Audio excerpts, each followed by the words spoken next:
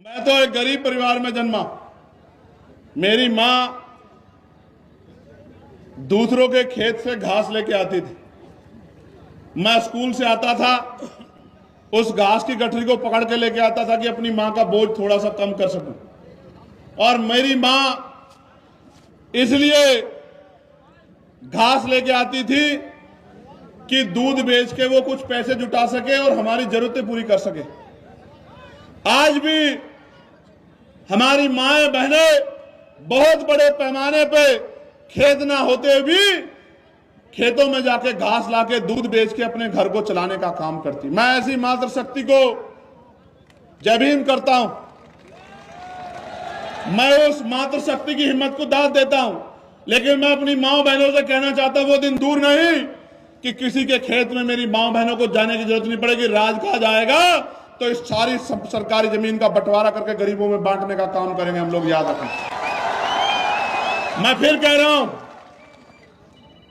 भले ही आपके पास नहीं आता हूं, भले ही आपके घरों तक नहीं पहुंचता हूं, भले ही आपसे हाथ नहीं मिला पाता हूं, लेकिन वचन देके कहता हूं, अगर आंदोलन आगे बढ़ता रहा और आपने सहयोग आशीर्वाद वोट के रूप में दिया तो वो दिन दूर नहीं कि हर घर में चंद्रशेखर काम के रूप में आएगा, आजाद समाज पार्टी काम के रूप में आएगी।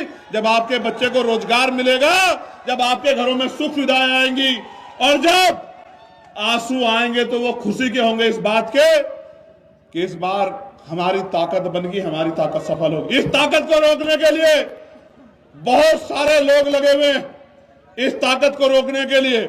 और वो ताकत मेरी नहीं रोकना चाहते, वो किसकी ताकत रोकना चाहते हैं? वो आपकी ताकत रोकना चाहते हैं, वो आपको कमजोर करना चाहते हैं। वो ये जानते हैं कि अगर इनकी ताकत बढ़ेगी तो उनके यहां मजदूरी कौन करेगा। मेरी बात को आप याद रखना, उनके बर्तन कौन बनाएगा, उनकी चटाई कौन बनाएगा, उनके खेतों में काम कौन करेगा।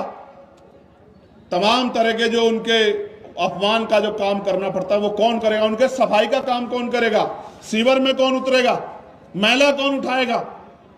इसलिए कह रहा हूं, नौजवानों को कह रहा हूं, खूब पढ़ो, ज्ञान में किससे पीछे मत रहो, एक रोटी कम खाओ जो गाड़गे जी महाराज कहते थे, लेकिन पढ़ो और पढ़ाओ, ज्ञान हासिल करो, शिक्षा हासिल करके रोजगार की तरफ को बढ़ो, अंधविश्वास पाखंडवाद को जोड़ो, भाईचारा बनाओ और संवैधानिक रूप से संघर्ष करके ऊंचे ऊंची कुर्सियों पे पहुंचो और उन कुर्सियों पे पहुंच के अपने गरीब कमजोर लोगों का हाथ पकड़ने का काम करो, उनके आंसू पोंछने का काम करो।